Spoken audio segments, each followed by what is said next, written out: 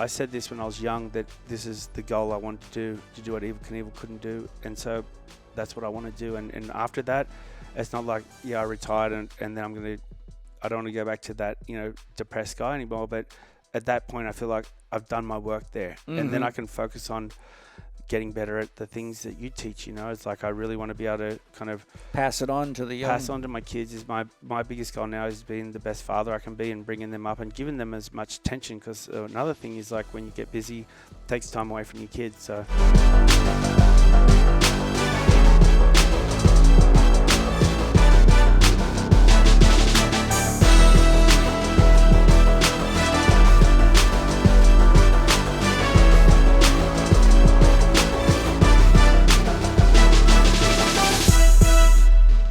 I'd like to know, who are some of the great people in your life and in sports, or any people that just, like, when you think back on your life, you say, that meeting that person was pivotal in my development?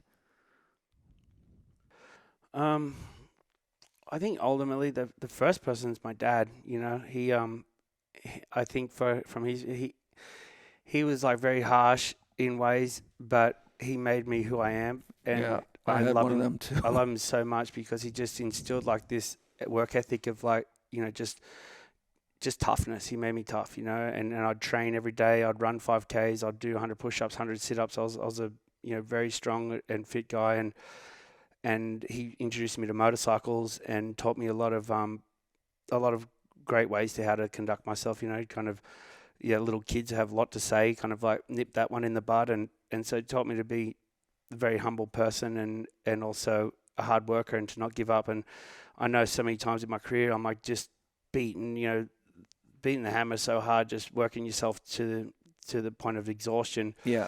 And it was all like conditioning to what I've had to go through, because it's like, it's every day it's like that. So my dad was huge to me. And then ultimately, all these motorbike riders have been great. I look up to all of them.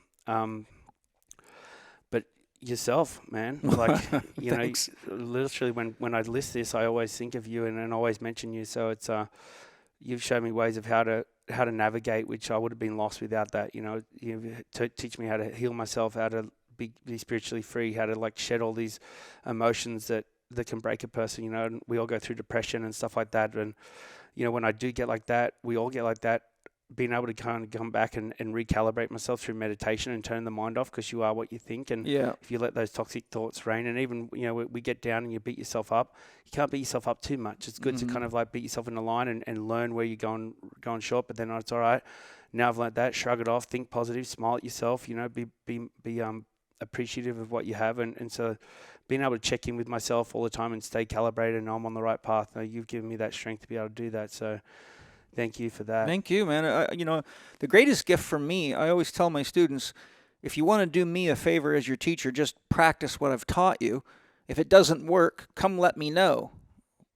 Because so far, everybody that told me it didn't work wasn't doing it right. Yeah. But I tell them, don't believe a word I say. Your job is not to believe me. Your job is to go test it.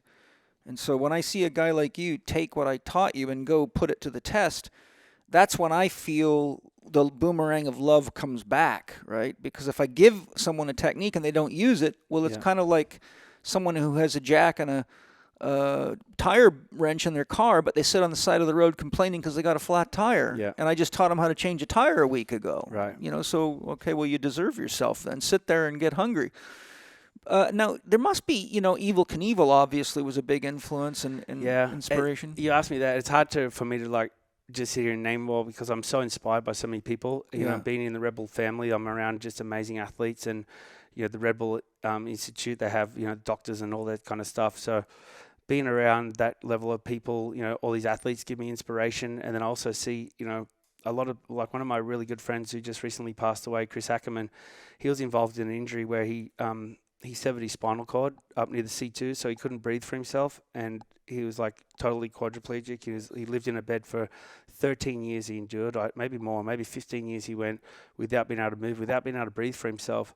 And I used to tell him, I'm like, you're my hero, man. Like, because mentally, like, we're all that's just being locked in torture, hell, right? man. And so he was able to stay upbeat and funny and all that kind of stuff, even though with what he's done. And when I'd come in the room, he'd almost like say that he didn't realize, he forgot he was, impaired because we'd be so connected to our minds and stuff. So people like that, and I'd tell him, like, don't think you're unworthy, man, because you inspire me every day. So I get inspiration from everyone that deals with hardships, because, at the end of a hardship, you overcome it, and there's great things that are on side. So I always remind myself when things get tough, like, know that you're closer to having another breakthrough. Right? Yeah. So he was, but yeah, Evel Knievel, hugely inspiring to me. I remember sitting when I was about 11 years old. It was my mum's birthday, and it was when Robbie Knievel jumped the fountains, and I remember sitting there watching it, and when he jumped the fountains, all the hairs on the back of my neck stood up, and I remember a cold shiver going through my body I'd never felt before, and I guess it was the universe let me know that's who you were meant to be. Me. So those things, those memories are really fond to me. But all the people who are great at what they do inspire me. So I take inspiration from everyone, because I think it makes you well-rounded. If you just look at one person, then I think, we all have to be ourselves too. So trying to remember that and mindful of that. I want to be a great writer, but I also want to be a great dad. I also want to be aware of, be a great human, give back, be mindful of people and pollution, our carbon footprint, and what we eat, all these things. I want to be great at them all. Yeah, life is full, isn't it? It is very full. When people tell me they're bored, I'm going, you got to be kidding me. Mm-hmm. You're bored? Yeah. Shit. I deal with that with my kids. It's like, think about what it took to create you. 100 trillion cells working in harmony, each made of 100 trillion atoms with 30 billion biochemical reactions a second. If you're bored, go look in the mirror and say, how in the fuck did this happen? And how does it keep happening? And how is it that when I get sick, I heal? How is it that my teeth know where to grow? How is it that you start off with one cell that divides to 100 trillion cells that range from teeth to eyes to brain tissue? I mean, if you're bored, you're not mindful. You don't realize what's going on around you. You're not paying attention to the here and the now. Because like when, after DMT, it taught me that a lot. Like after my DMT experience, I was aware of every single muscle and cell working in my body. Yes. And I never looked at anything the same again. I remember looking at an airplane flying in the sky the next day, and I was like, wow, it was such a mind explosion of what had to happen to create that. And the fact that they were serving Coca-Cola on board in these little cans with the bubbles, and it's like, just everything, you look at a car and it's easy to just be like, oh, it's a car, and not even think about it. Your kids look out the window and go, oh, there's a truck, and they go back to their iPads. Yeah. Like, look at the molds that had to happen, the engineering that had to happen. Yes. You can be, and so after doing DMT, I mean, especially at nature, it's just such an overwhelming, amazing thing to look at, that it's like you can't get bored of it if you're able to see it from that right perspective. But I think if people are bored, they're just not seeing the world in the right perspective. I also think that one of the reasons that people today get so bored is because they haven't really had to deal with legitimate hardship. Yeah. So they get passive, and they just get to the point where they just expect that food's always going to be in the refrigerator. And, it's kind of like they get lost in the mundanity of life, but they don't really look at the miracle of what it took for all that to happen. It's like I've had lots of athletes over the years. I say to them, they'll say something like, well, I do this by myself and nobody really helps me. And so they have this sort of like poor me thing, like, I don't have enough support. I'm going, oh, so you really think you're doing this all yourself? Who made the bicycle that you race? Somebody else. Who manufactured the tires? Who made the toilet paper you wipe your ass with? Who made the food you ate this morning in the hotel? Who made the car that got you here? I mean, look around. Every single thing that we're doing is made possible because somebody else was living their dream. Right. Right? And so if you realize the magnificence of how many people overcome the obstacles and the naysayers, and like when I was a kid, people told me you'll never amount to anything. I only have a 9th grade education. And I said, I knew inside myself. I said, you watch. I'll be making more money than you do one day. And I just knew I had to keep going. But a lot of people just get stuck in this sort of spoon-to-mouth environment that's been created to keep everybody passive and numb and controllable. And I say, you gotta have a rebel inside you. You gotta have a little bit of a rebellious spirit and go out and do something for yourself. You gotta carve your own path into the woods. You can't just do what everybody else is doing, or you'll just be like everybody else. My kids, and I love them, and I've got a lot of teaching to do, right, to grow these beautiful young boys. But it's when they say that bored thing, I'm like, all right, let's not be bored, and just doing some little things. Like, we always go to an activity, but it's like activities are so gratifying because you can always be better no matter what level you're at. So it's just great to like take them to the pump track. I'm learning, they're learning, we're all learning together, we're having fun, and all of a sudden, timed, you're not watching the clock anymore, and you have hours go by, and you've had all this great exercise and fun, and love and care, and all these things happen, and you're like, it's not boring. What are some of the biggest challenges you've had to work through? We've talked about some of them. You've had 5 times you've died. You've had meningitis. You've had multiple head traumas. You've had, I know you've had injuries I've had to help you with because you were fucked. Good way of putting it. What would you say are the challenges in your life that you're the proudest of yourself for working through? I think getting up and making that conscious decision to want to ride my motorcycle, I had to figure out how I was going to figure it out, right? So luckily, like I spoke before, I bought the house. I used my equity to fund my career.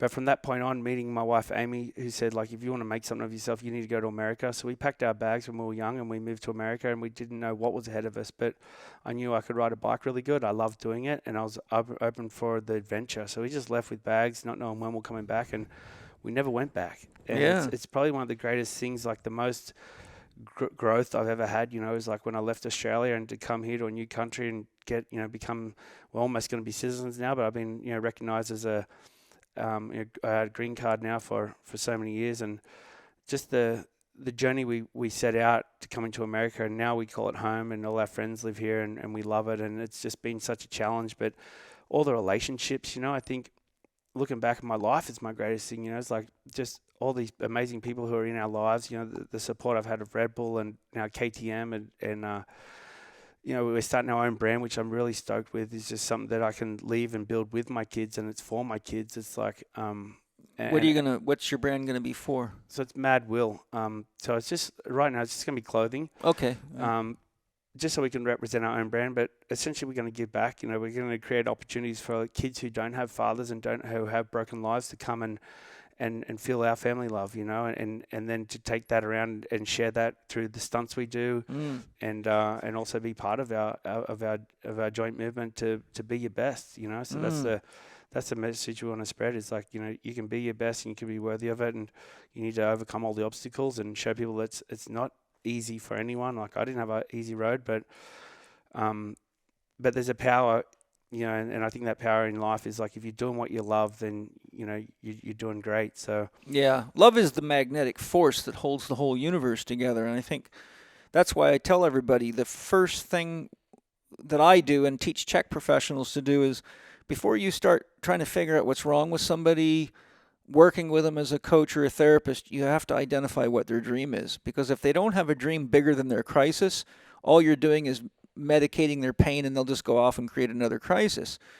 So, your dream is where your love is at. It's when your heart compass is aligned with your North Star, and then you can make it through the challenges. But if you're living somebody else's dream or doing what you think you got to do to make money, then you usually end up depressed or anxious or sick, because on the inside you're not moving in the direction of growing yourself and becoming who you were meant to be in the world.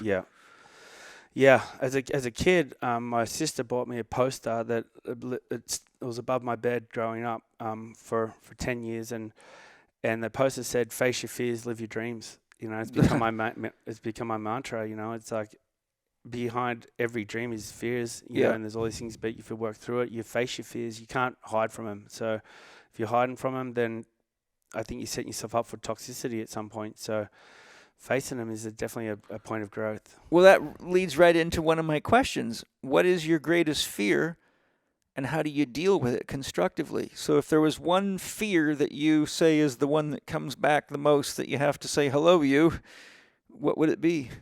It's not being successful. Oh, really? Yeah. And my biggest fear is like I wanted to be great at what I wanted to do, and I didn't want to fall short of it. And I always felt that like I needed to be the guy with all the most gold medals. And funny enough, I don't have one.